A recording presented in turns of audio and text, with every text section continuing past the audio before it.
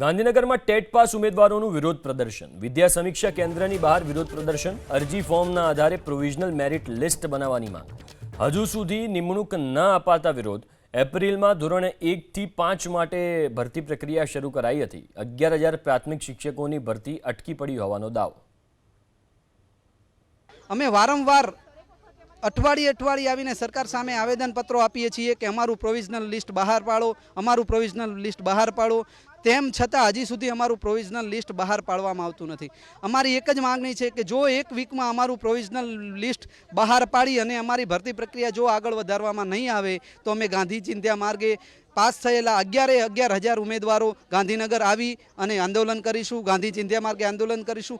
જરૂર પડે તો અમે ઉગ્ર આંદોલન કરવા પણ તૈયાર છીએ. 10 વર્ષનું ભરતી કેલેન્ડર પણ જાહેર કરવામાં આવ્યું છે અને અમે બધી જ લાયકાત મેળવી ચૂક્યા છીએ. પરીક્ષા બી પાસ કરી દીધી છે, ફોર્મ બી ભરાઈ ગયા છે, બધું જ કરી દીધું છે.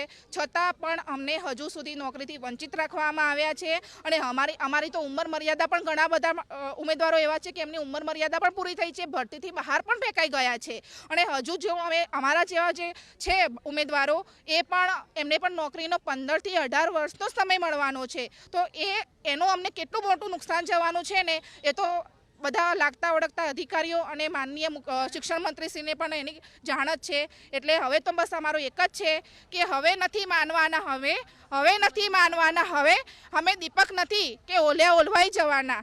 આવ્યા છીએ તો રસ્તો કરી જવાના. અટકાવી છે ભરતી અમારી તો ભરતી ચાલુ કરાવી જવાના સાહેબ, ભરતી ચાલુ કરાવી જવાના.